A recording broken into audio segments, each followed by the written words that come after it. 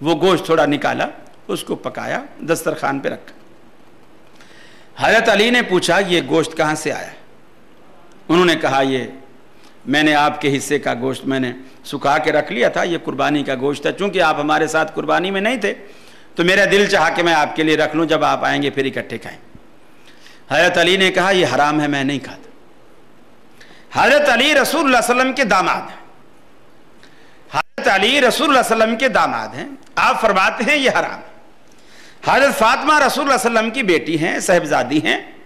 آپ فرماتی ہیں یہ حلال ہے اور حلال سمجھ کر پکایا ہے، اس پر محنت کی ہے، اس میں گھی ڈالا ہے، تیل ڈالا ہے، نمک مسالے ڈالے ہیں، سارا محنت کی ہے، لکڑیاں جلائی ہیں، چولہے پر بیٹھی ہیں، اب پک کر تیار ہو گیا ہے۔ حضرت فاطمہ کہتی ہیں یہ حلال ہے، حضرت علی کہتے ہیں یہ حرام ہے۔ اب اختلاف پیدا ہو گیا، اب دونوں کے درمیان ایک تنازع ہے، جھگڑا ہے، کیسے کریں؟ حضرت علی کہتے ہیں میں نہیں کھاؤں گا، حضرت فاطمہ کہتی ہیں میں کھلاؤں گی۔ آخر حضرت فاطمہ نے ایک بات کی، اے علی لڑنے جھگڑنے سے کوئی فائدہ نہیں، رسول اللہ صلی اللہ علیہ وسلم کے پاس جاؤ، اللہ تبارک و تعالیٰ کے رسول سے یہ پوچھو، اگر وہ کہتے ہیں یہ حرام ہے تو میں بھی پھینک دیتی ہوں، میں بھی نہیں کھاؤں گی، اگر وہ کہتے ہیں یہ حلال ہے تو پھر آپ کو بھی میرے ساتھ بیٹھ کر کھانا ہوگا۔ حضرت علی رضی اللہ تعالیٰ عنہ کی سمجھ میں بھی یہ بات آ گئی، فرماتے ہیں بات درست ہے، میں ایسا ہی کرتا ہوں۔ چنانچہ رسول اللہ صلی اللہ علیہ وسلم کی خدمت میں حاضر ہوتے ہیں، عرض کرتے ہیں اللہ کے رسول فاطمہ نے گوشت پکایا ہے اور وہ قربانی کا گوشت ہے، میں نے کہا حرام ہے، وہ کہتی ہیں حلال ہے۔ دیکھو آپ نے بھی یہ نہیں کہا کہ علی فاطمہ ٹھیک کہتی ہے چونکہ میری بیٹی ہے، ہمارے ہاں دلائل کچھ اس طرح کے ہوتے ہیں، یہ صحیح کہتا ہے چونکہ اللہ کے رسول کا قریبی زمانہ اس نے پایا ہے، اللہ کے رسول کا قریبی زمانہ اس امام نے پایا ہے، باقی امام اس کے بعد کے ہیں، ان میں فاصلہ ان میں بہت زیادہ ہے، چونکہ اللہ کے رسول کا قریبی ہے، قریبی زمانہ اس نے پایا ہے، اس کی بات زیادہ وزنی ہوگی۔ صحابہ کرام اس طرز پر نہیں سوچتے تھے۔ اللہ کے رسول نے یہ نہیں کہا اے علی تو میرا داماد ہے، تیرا رشتہ مجھ سے فاطمہ کے نکاح کے بعد بنتا ہے، جبکہ فاطمہ کا رشتہ تو اس کی پیدائش سے مجھ سے جڑ گیا تھا، وہ میرے زیادہ قریبی ہے، لہٰذا فاطمہ کی بات جو ہے وہ زیادہ صحیح ہے۔ آپ نے یہ نہیں دلیل دی، آپ نے علی رضی اللہ تعالیٰ عنہ سے پوچھا علی تو جو کہتا ہے کہ یہ حرام ہے تو کس بنیاد پر کہتا ہے؟ حضرت علی رضی اللہ تعالیٰ عنہ نے اس سے یہ بھی ثابت ہوا کہ سامنے والے کا موقف بھی سننا چاہیے،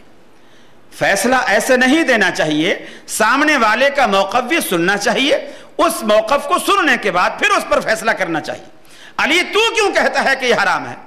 حضرت علی رضی اللہ تعالیٰ عنہ نے عرض کی کہ اللہ کے رسول پچھلے سال میں نے آپ کے ساتھ عید کی نماز پڑھی تھی اور آپ نے خطبے میں یہ اعلان فرمایا تھا کہ 3 دن سے زیادہ قربانی کا گوشت اپنے گھر میں اتنا رکھو کہ تم اسے 3 دن میں کھا سکو، اور اس سے جو زیادہ ہے اسے تقسیم کر دو، لوگوں میں غریبوں میں تقسیم کر دو، بانٹ دو، اتنا اپنے گھر میں رکھو جو تم 3 دن میں کھا سکتے ہو۔ فاطمہ نے تو 6 مہینے سے رکھا ہوا ہے، فاطمہ نے 6 مہینے سے رکھا ہوا ہے۔ میری یہی جنگ ہے کہ یہ آپ کے فرمان کے خلاف ہے، آپ کا حکم تھا 3 دن تک رکھنا اور فاطمہ نے 6 مہینے سے سکھا کے رکھا ہوا ہے، آپ کے حکم کے خلاف ہے، لہٰذا میں اسے کھانے کو تیار نہیں۔ رسول اللہ صلی اللہ علیہ وسلم ارشاد فرماتے ہیں اے علی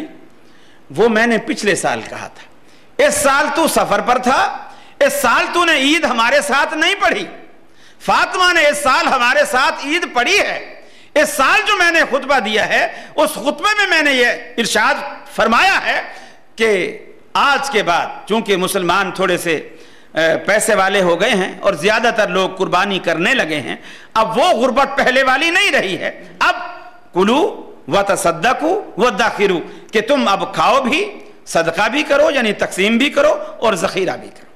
حضرت علی رضی اللہ تعالیٰ عنہ وہاں سے یہ حکم سننے کے بعد مسکراتے ہوئے گھر آئے، حضرت فاطمہ رضی اللہ تعالیٰ عنہ بھی مسکرا رہی ہیں، اے علی اب بتاؤ اسے پھینک دوں یا کھانا ہے؟ فرمایا فاطمہ اب ہم دونوں مل کر کھائیں گے، اس لیے کہ اب تیری بات کی تائید محمد رسول اللہ صلی اللہ علیہ وسلم نے کر دی ہے۔ ہم کہتے ہیں لوگوں ہمارا آپ سے کوئی اختلاف نہیں، قرآن خوانی ہو، محرم کی حلیم ہو، ربیع الاول کا حلوہ ہو یا کوئی نظر و نیاز کی کوئی چیز ہو، یا کسی قبر کا چڑھاوا ہو یا کسی مزار کا چڑھاوا ہو یا کسی بت خانے کا کھانا ہو، ہم سارا کھانے کو تیار ہیں بشرطے کہ اس کے پیچھے محمد الرسول اللہ صلی اللہ علیہ وسلم کی بات دکھا دو کہ اللہ کے رسول نے اس کے کھانے کا اذن دیا ہے، اسے اللہ کی قسم جس کے کھانے کا اذن محمد رسول اللہ نے دیا ہے اسے حرام کہنا ہی حرام ہے۔ ہمارا آپ سے کوئی اختلاف نہیں، ہر بات کے پیچھے آپ دلیل مانگے، دلیل لیں، اور دلیل قرآن و سنت ہی دلیل ہے، اس سے ہٹ کر تیسری کوئی چیز دلیل نہیں۔ صحابہ کرام کا یہی طرز عمل تھا۔ میں عرض کر رہا ہوں کہ کیا حرج ہے، اب یہ دوسری بات، نیت کا معاملہ الگ ہوا، اب یہ دوسری بات کہ اس کے کرنے میں کیا حرج ہے۔ قرآن خوانی ہے، یہ اکثر لوگ کہتے ہیں۔ اب جنازے کے بعد، یہاں تو مجھے معلوم نہیں ہے، پاکستان میں بڑا رواج ہے اور اس پر بڑے جھگڑے ہوتے ہیں، فلاں کا جنازہ ہوا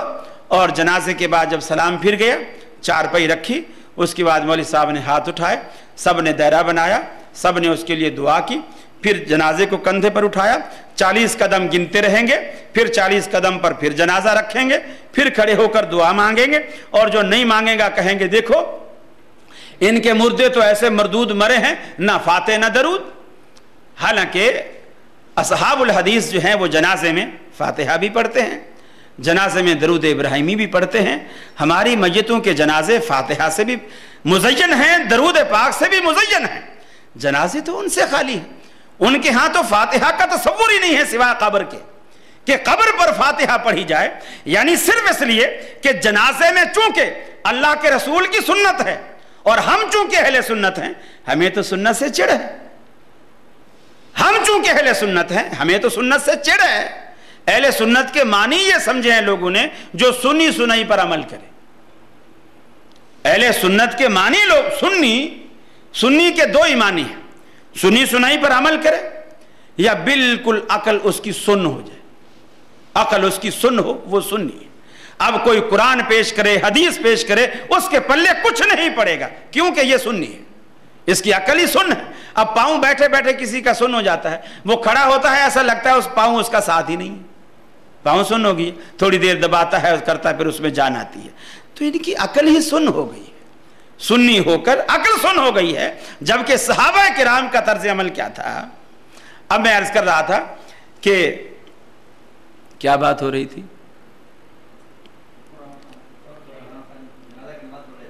جنازے کی نماز پر 40 قدم پر کھڑے ہو کر پھر میت رکھتے ہیں، پھر دعا کراتے ہیں۔ اب کوئی پوچھے اعتراض کرے تو جواب یہ ملتا ہے میاں دعا کرانے پر بھی اعتراض ہے، دعا میں کیا حرج ہے؟ دعا کرانے پر بھی اعتراض ہے۔ اکثر اصحاب الحدیث کی مساجد میں فرض نمازوں کے بعد اہتمام کے ساتھ دعا نہیں کی جاتی،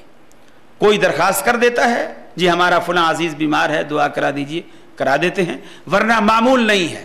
اعتراض ہوتا ہے ارے میاں دعا کے بھی منکر ہو گئے،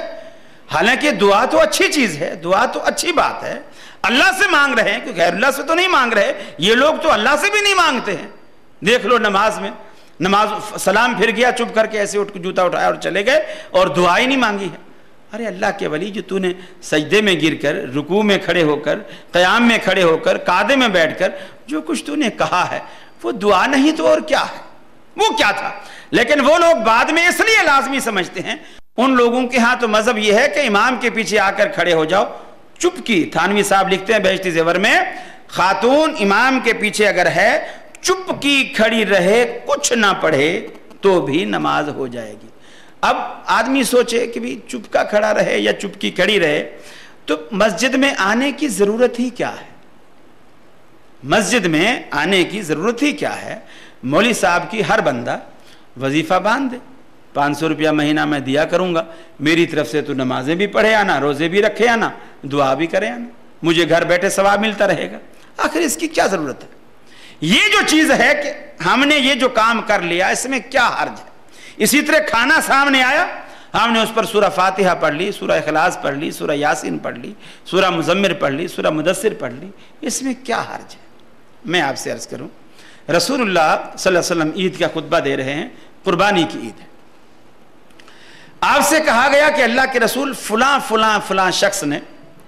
عید کی نماز سے پہلے قربانی کر لی، فلاں فلاں شخص نے عید کی نماز سے پہلے قربانی کر لی ہے، آپ نے فرمایا انہیں کہو دوبارہ بکرا خریدیں اور دوبارہ قربانی کریں، اس لیے کہ میرا طریقہ عید کی نماز پڑھنے کے بعد قربانی کرنے کا ہے۔ اب میں آپ سے پوچھتا ہوں، وہ صحابی رسول ہیں جنہوں نے عید کی نماز سے پہلے قربانی کی ہے، وہ بھی صحابی رسول ہیں، اور جنہوں نے عید کے بعد قربانی کی ہے وہ بھی صحابی رسول ہیں۔ جنہوں نے پہلے کی ہے